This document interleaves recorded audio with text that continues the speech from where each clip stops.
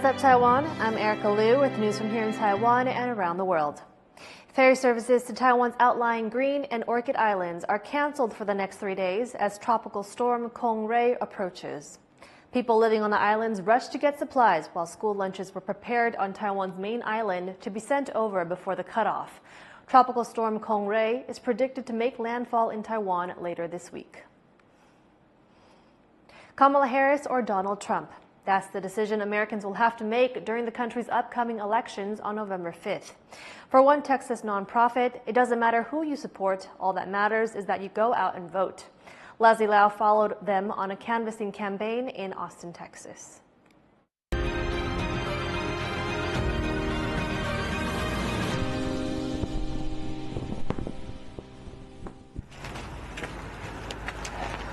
We're looking for Mr. Hui and a Ms. Huang. On a sweltering October Sunday in Austin, Texas, nonprofit Asian Texans for Justice goes door to door reminding people to vote in a part of the city heavily populated by Asian Americans. The group's canvas field manager, Hugh Lee, a naturalized American from China, and his canvassing partner, Taiwanese American Sabrina Shaw, are spreading a message in this upscale neighborhood. Vote.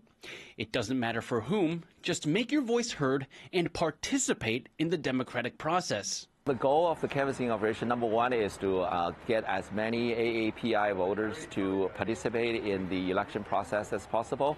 AAPI stands for Asian American Pacific Islanders. For ATJ, that means educating potential voters on electoral procedures, how to get registered, and what's at stake during the upcoming elections, including down-ballot candidates and issues. So they don't know too much about your local school board candidates. They don't know too much about your judges, your county commissioners, right? Because these are all unfamiliar names to a lot of AAPI members. So when we turn them out, we need to give them resources so that they can understand these candidates and how to vote these candidates.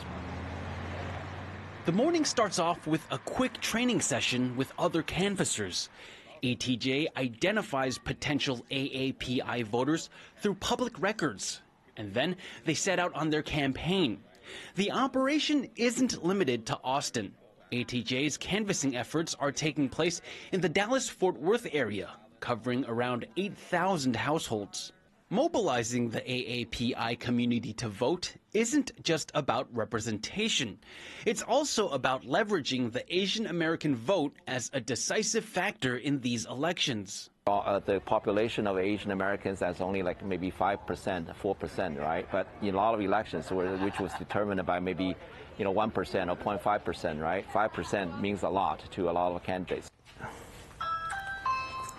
But inspiring that 5% to vote can be tough. Canvassers are often rejected, have doors closed on them, and even face hostility. But once in a while, they get someone who is receptive to their message, something both Lee and Shah say is worth the effort.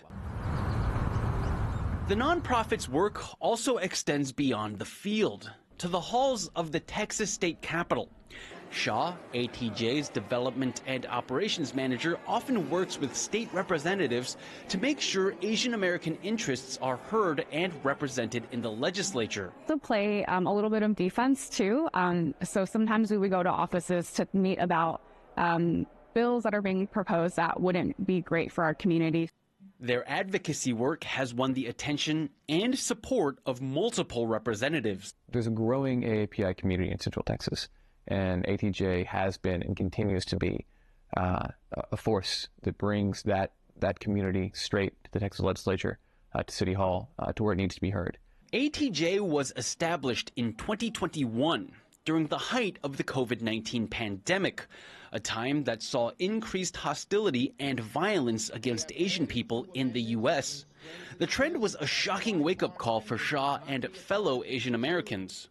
It was like every day we were all waking up to a new headline of, an Asian elder being attacked on the street or lots of like local Asian-owned businesses being vandalized.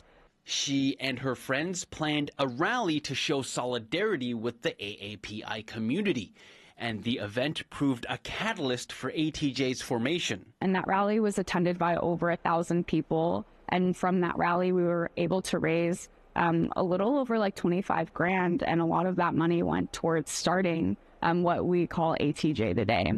In a tight election defined by fierce competition and growing polarization, ATJ doesn't concern itself too much with who wins.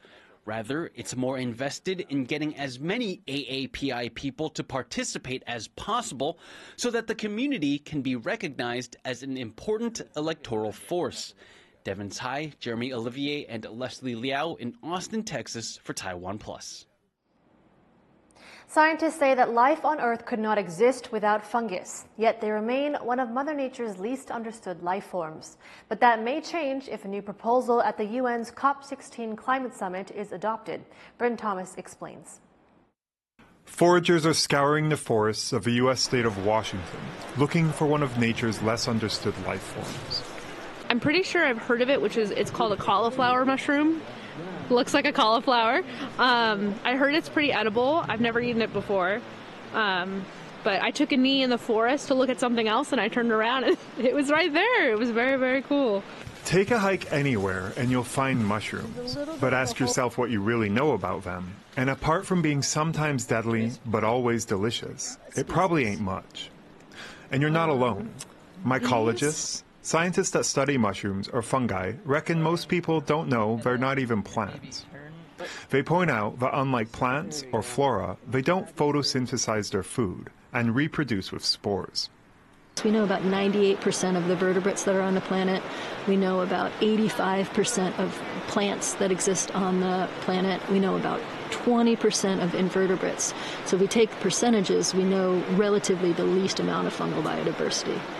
Mycologists have only described around 150,000 species of fungi, just 6% of the at least 2.5 million thought to exist. Fungi evolved earlier than plants, creating the conditions that allowed vegetation to move from the sea to the land. So basically, without fungi, the world would not exist. Plants would not exist. We need plants for oxygen. So the world would not exist in its current state. Mycologists say this general ignorance among the public is a problem because of the vital role fungi play in sustaining life. Fungi are essential for all terrestrial ecosystems. They have all kinds of ecosystem function. They associate with plant roots, and plants can't exist without them. Without fungi, plants can't grow. Now a proposal submitted to the UN's Convention on Biological Diversity being held in Colombia, COP16 could help. Most existing conservation frameworks focus on animals and plants, so fungi only receive less direct protection. This new proposal aims to elevate fungi's status to ensure they receive the same level of attention and protection. It calls for fungi to be classified as a separate category, meaning alongside flora and fauna, we may soon have funga. The distinction will open up avenues for conservation by allowing for legislation, policies, and agreements aimed specifically at fungi. And experts believe this proposal and the increased awareness it brings could impact the future of the planet. It's so important because we may not even have flora and fauna without fungi. We really need to start working together as scientists too, and becoming more multidisciplinary in the way that we look at ecology and the way we look at biodiversity. As they wait for a decision from COP16, these foragers continue their search of Washington's lush forests. Their appreciation of mushrooms reflects the growing scientific understanding of the crucial role one of nature's least understood life forms play in protecting our ecosystems. This would be my first time actually going on a mushroom walk like this, and I've learned so much, and it was so interesting to see the different species. Scott Huang and Bryn Thomas for TaiwanPlus. Thank you for watching What's Up Taiwan. You can visit the TaiwanPlus website or follow our social media for more stories from Taiwan and around the world. Finally, check out the Paris Game Show, where cosplayers dressed up for Halloween as their favorite manga and comic book characters. I'm Erika Liu. Take care and see you next time.